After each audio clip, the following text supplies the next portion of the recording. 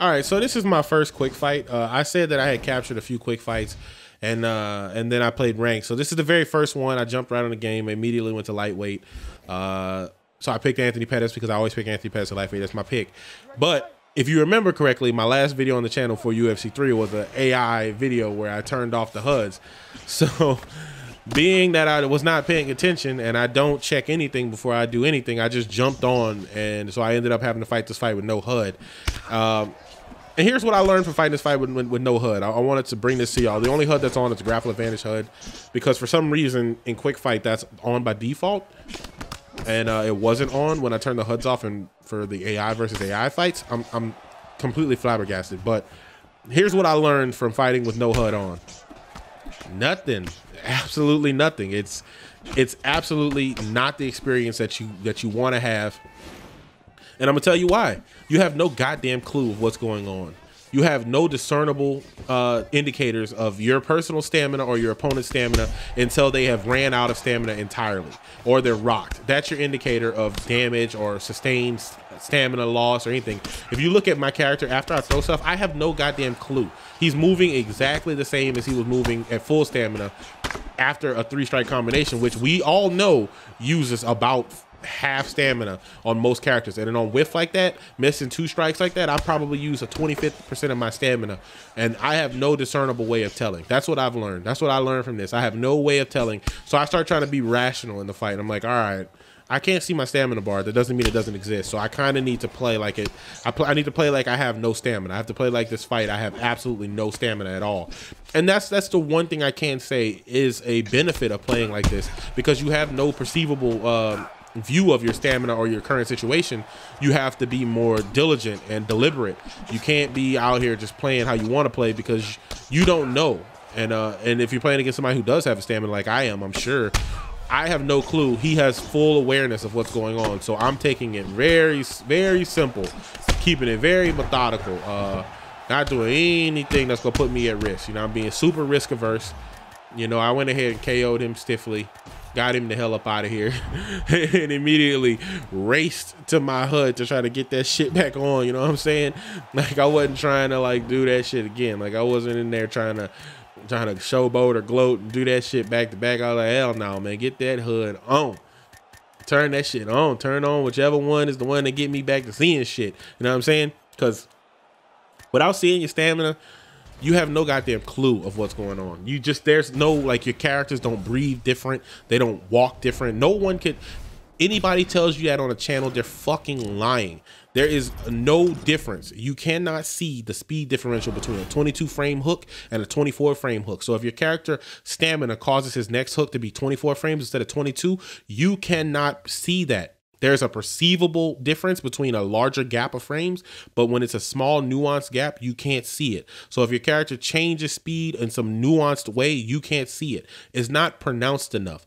If the visual fidelity of this game was more pronounced, damage to legs, use of stamina, if all those things were more accentuated, turning the HUD off would be ideal, because you could just look at your fighter and be like, okay, his leg is red, he's walking funny, I should not take too many more leg kicks, I am fucked.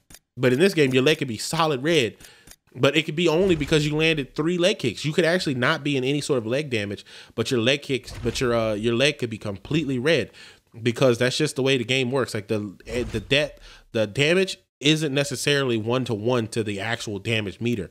And it doesn't take a genius to figure that out. You go in practice mode and land a leg kick on somebody, land a second leg kick, land a third leg kick, their physical leg is red, but you can land like 15 more leg kicks before you actually trigger a leg event. So it's not one-to-one. Same thing for the body shots. Like, when you land a whole bunch of body shots, the character doesn't change his posture. He doesn't taper in, you know what I'm saying?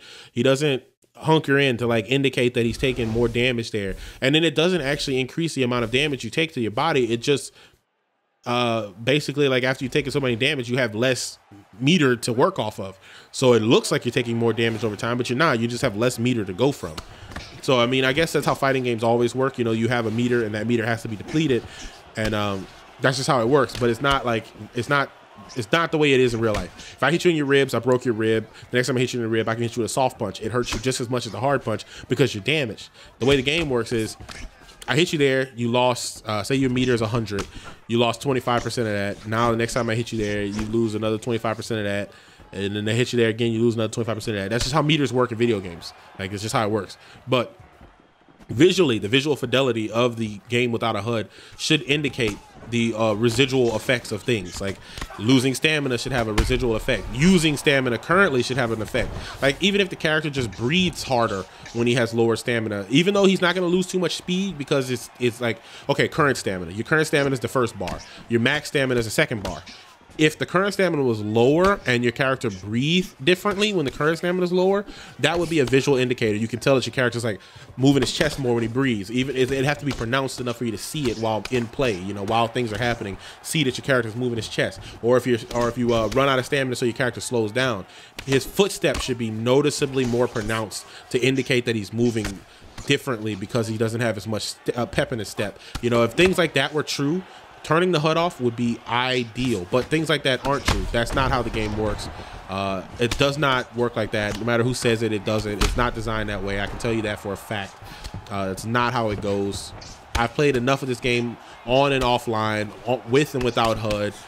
I played this game more than anybody can imagine. I played more matches in this game than anybody can imagine. So I have the hands-on experience to tell you that shit does not happen.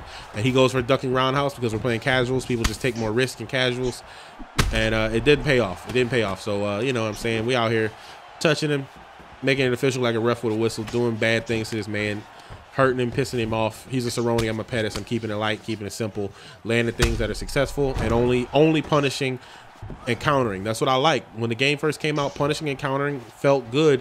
But like I said, man, the game wasn't perfect when it came out. It was teetering on the edge of madness and insanity, and it just tipped over into insanity, you know what I'm saying? So it didn't go the direction it should have went as far as like polish. And people say it's the best mixed martial arts game to date. I mean, I guess if you're judging based on like all games that have uniquely different flaws, yes, sure, it might be the better game of all the flawed ones. Undisputed 3 is not perfect. It was broken at launch. It was broken online.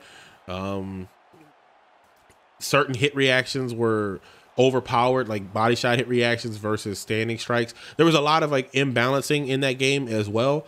But concrete wise, it was a better mixed martial arts game, better UFC game. It had more to offer to the UFC community, more to offer to the gaming community. And the problems with that game were more nuanced. The problems with this game are blaring right in your face, and you would have to be wearing Ray Charles's glasses not to see the problems with this game and see why this game is not the best mixed martial arts representation that we should be experiencing in 2019.